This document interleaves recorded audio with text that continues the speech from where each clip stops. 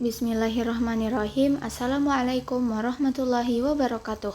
Sebelumnya, perkenalkan, saya Nur Kamila Rahman dari tingkat 2A, jurusan Gizi dan Diet Etika, Kemenkes Poltekkes Kaltim. Di sini saya akan membahas mikroorganisme kapang yang merupakan tugas mikrobiologi pangan. Yang pertama, pendahuluan, yaitu pentingnya memahami struktur mikroorganisme pada mikrobiologi pangan. Mikrobiologi pangan merupakan salah satu cabang ilmu biologi yang mempelajari peran mikroorganisme dalam bahan pangan. Ada beberapa alasan kenapa kita harus mempelajari struktur mikroorganisme. Yang pertama, memastikan keamanan pangan dengan mengendalikan mikroba berbahaya. Kemudian, meningkatkan kualitas pangan dengan pemanfaatan mikroba yang menguntungkan, serta mengembangkan teknologi pangan baru yang inovatif. Oleh karena itu, mempelajari struktur mikroorganisme adalah kunci untuk mencapai ketahanan pangan dan kesehatan masyarakat yang lebih baik. Selanjutnya, ada tujuan dan ruang lingkup pembahasan.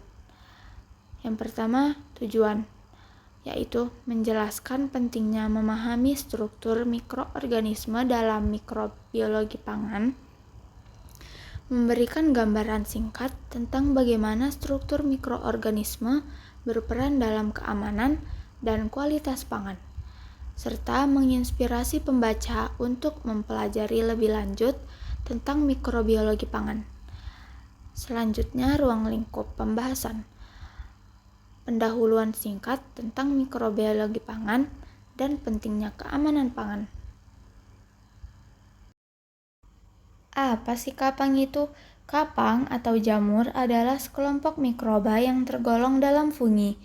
Kapang terdiri dari sel-sel memanjang dan bercabang yang disebut hifa, serta membentuk anyaman hifa disebut miselium. Kapang merupakan mikroorganisme potensial yang dapat tumbuh di berbagai tempat, terutama pada permukaan benda atau material seperti tembok, meja, hingga kaca jendela. Persebaran kapang pada permukaan benda tersebut dapat disebabkan karena hembusan udara lingkungan membuat spora kapang dapat terbawa dan tersebar berbagai tempat, terutama pada permukaan benda tersebut. Tingkat kelembapan serta kadar air pada suatu material dapat menentukan ada atau tidaknya potensi pertumbuhan kapang, terutama pada material yang mengalami kerusakan akibat air. Kapang dapat ditemukan di udara dan dapat menghasilkan mikotoksin yang berbahaya bagi kesehatan.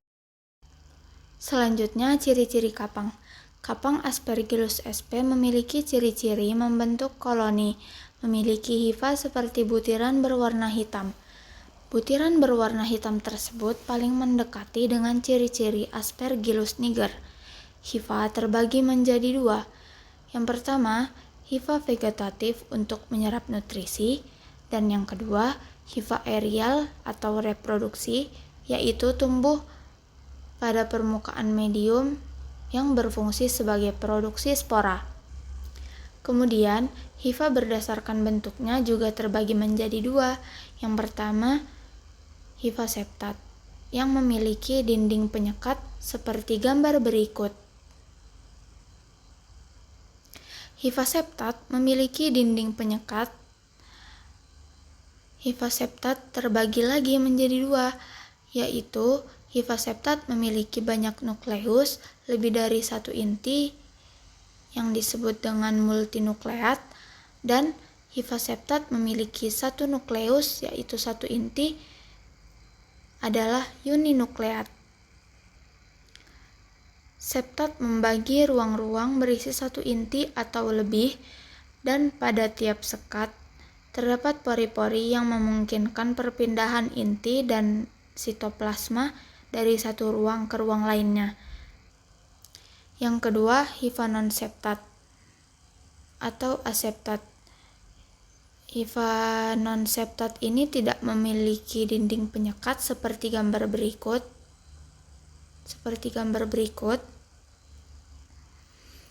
Kapang ini biasanya tidak menyebabkan penyakit, tetapi menyebabkan kerusakan pada makanan. Selanjutnya, struktur hifa kapang. Yang pertama, dinding sel. Kapang terdapat patoplasma yang terbungkus dalam dinding sel yang fleksibel dan memiliki kekuatan mekanik yang besar dan disertai dengan berbagai enzim hidrolitik pada permukaannya untuk pencernaan dan pemanfaatan bahan organik terlarut untuk energi dan biosintesis. Dinding sel merupakan bagian terluar hifa yang tersusun atas glukan, beta-glukan, dan glikoprot. Yang kedua ada glukan. Hifa apeks terdiri dari urutan polimer, yaitu glukan luar, protein, dan kritin atau selulosa. Komposisi dan struktur dinding sel bervariasi tergantung usia fungi dan kondisi lingkungan hidupnya. Perubahan morfologi koloni hifa karena perubahan komposisi kimia, karena aktivitas enzim diubah mengarah ke perubahan glukan dan kitin. Yang ketiga ada mikrotubulus dan filamen aktin. Sama seperti seluruh hifa terpolarisasi, terdapat unsur-unsur sitoskeleton. Tubulin menunjukkan susunan yang luas dari struktur seperti pipa hijau bernoda panjang disebut mikrotubulus. Umumnya diatur sejajar dengan sumbu panjang hifa. Mikrotubulus dan filamen aktin merupakan bagian dari sitoskeleton hifa yang berfungsi untuk memberi bentuk dan kekuatan pada hifa serta sebagai jalur migrasi organel. Keempat, Spitzenkorper dan polarisom. Tubuh apikal ini disebut Spitzenkorper, yaitu bahasa Jerman, dari posisi dan perilaku bahwa Spitzenkorper adalah pusat koleksi vesikel yang mengandung enzim dan membentuk prekursor polisakarida untuk sintesis dinding sel, memungkinkan pengiriman mereka diterjemahkan ke puncak hifa. Setelah Spitzenkorper ini habis, sebuah Spitzenkorper baru direformasi. Spitzenkorper dan polarisme merupakan struktur yang terdapat di ujung hifa yang berfungsi untuk mengarahkan pertumbuhan hifa dan sebagai tempat sintesis dinding sel. Yang kelima ada vakuola. Vakuola ini mudah dilihat dalam sel hifa yang lebih tua.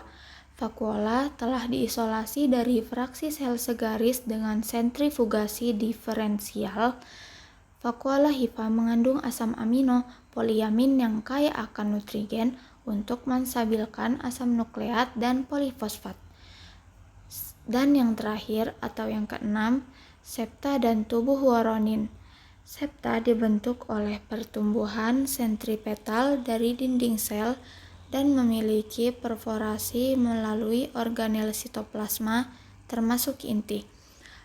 Pada asikomikotina dan basidiomikotina, sebuah protein tubuh elektron padat disebut tubuh woronin atau peroksisom berasal dari inti padat. Hadir di kedua sisi septa menunjukkan bahwa fungsi ini sebagai sebuah penyumbat atau penutup untuk septa yang berpori.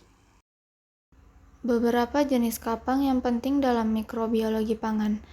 Yang pertama, Rhizopus. Rhizopus ini sering juga disebut sebagai kapang roti karena sering tumbuh dan menyebabkan kerusakan pada roti. Contohnya, seperti gambar berikut, ini adalah contoh jenis roti yang sudah terkena kapang. Selain itu, kapang juga sering tumbuh pada sayuran dan buah-buahan.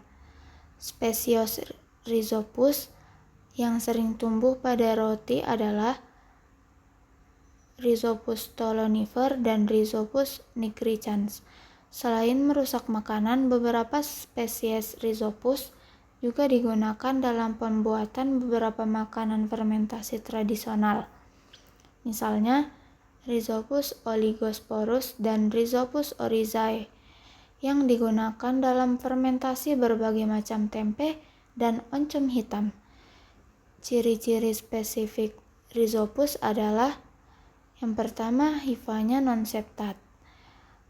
Kemudian sporangia biasanya besar dan berwarna hitam, kolumela agak bulat dan apofisis berbentuk seperti cangkir, dan pertumbuhannya cepat membentuk miselium seperti kapas. Selanjutnya yang kedua ada Aspergillus.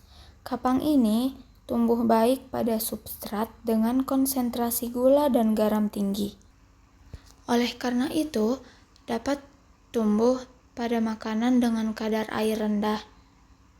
Grup ini mempunyai konidia berwarna hijau dan membentuk ascospora yang terdapat di dalam Asciparitesia berwarna kuning sampai merah.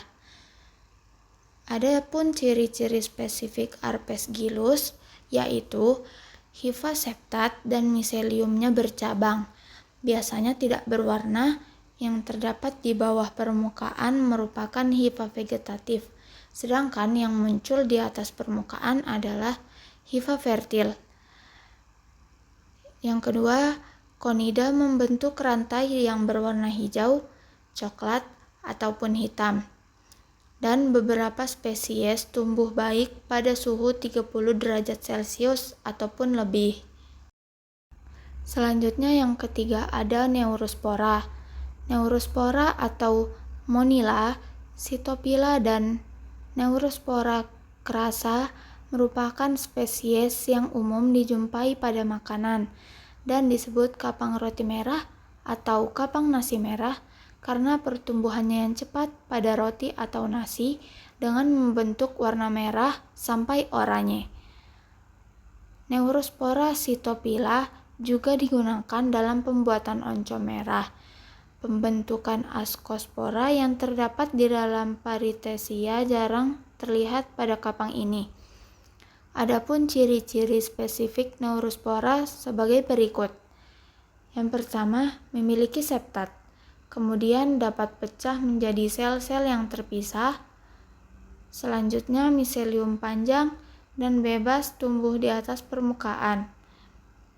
Dan hifa aerial membawa konida yang bertunas, berbentuk oval, dan berwarna merah jambu sampai oranye merah, serta membentuk rantai bercabang ujungnya. Selanjutnya, yang terakhir ada referensi dari materi yang saya bawakan. Berikut adalah beberapa referensi yang saya ambil dari beberapa jurnal dan beberapa website lainnya. Mungkin itu saja yang dapat saya sampaikan.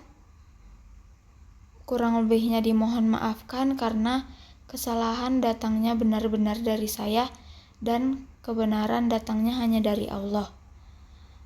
Saya ucapkan terima kasih. Wassalamualaikum warahmatullahi wabarakatuh.